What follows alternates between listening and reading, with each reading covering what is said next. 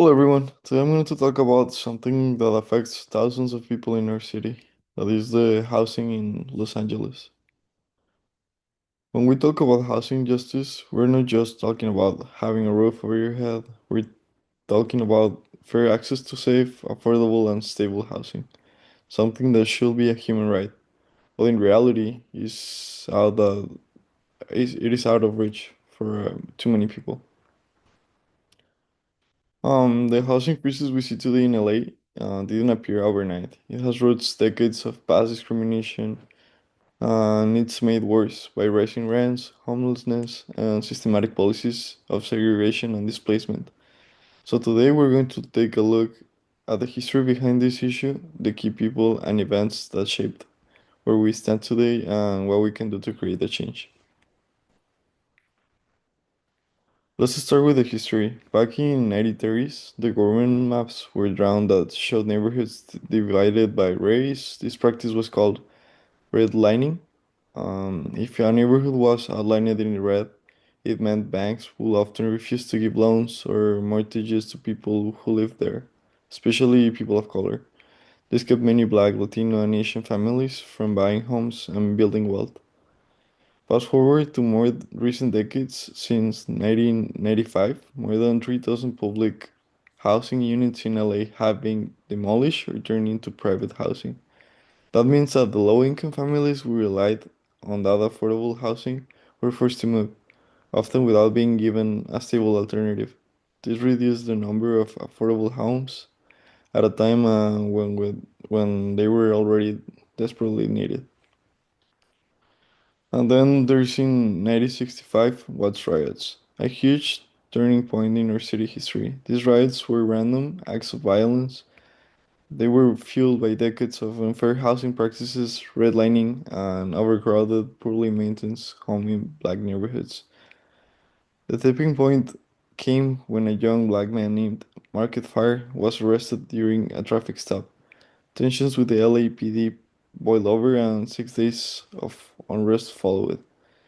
In the end, 34 people died, over 4 million in property damage occurred, and the whole country was forced to pay attention to issues like poverty, police brutality, and urban segregations here in LA.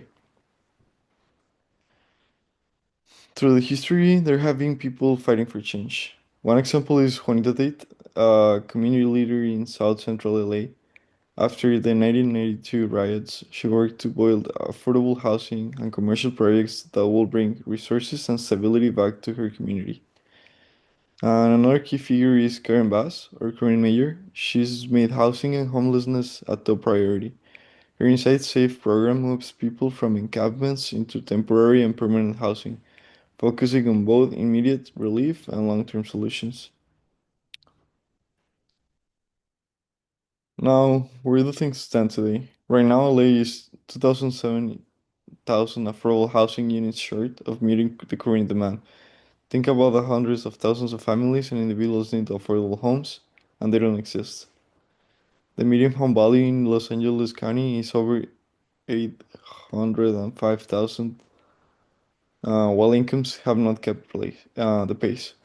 That gap makes it nearly impossible for many working families to ever buy a home there here. When it comes to homelessness, there's have been a small improvement. The number of unsheltered people in the city has dropped about 10%. There are still more than 20,000 unsheltered people in LA, nearly 53,000 in the country overall. There are some bright spots, for example, at tiny home villages like one of Chandler Boulevard. These are transitional housing communities where people can live rent-free while getting back on their feet. Each unit is small but private, and residents also have access to shared kitchens, showers, and support services. Policy-wise, there's have been wins too. Recent tenant protection laws have made it harder for landlords to evict renters without a valid reason, and they have been expanded rent control in certain areas, but there's still a long way to go. In August 1965, the Watts riots neighborhood of Los Angeles erupted in 6 days of unrest and became known as the Watts riots. It began with policies stopped and arrested a young black man, but the anger ran much deeper.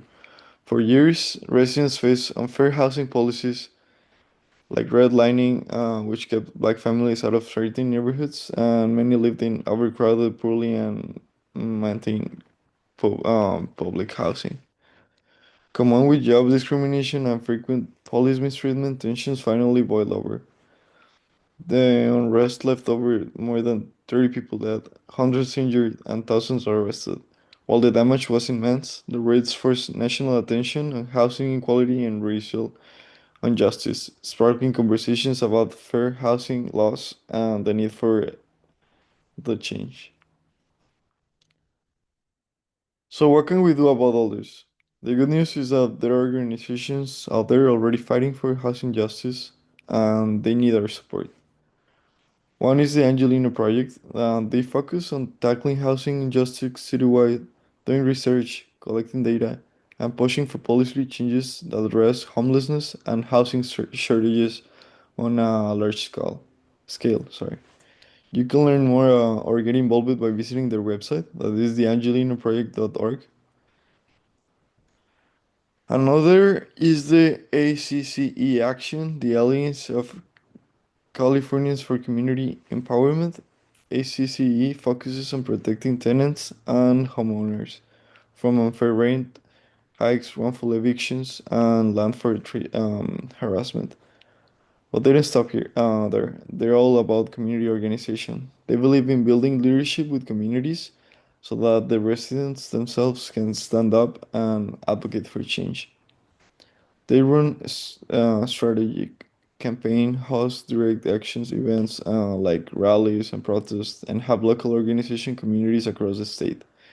If you want to be part of this movement, you can join the Housing Justice League by going to acccaction.org. Even small actions like attending a meeting, sharing information, or helping with outreach can make a big difference.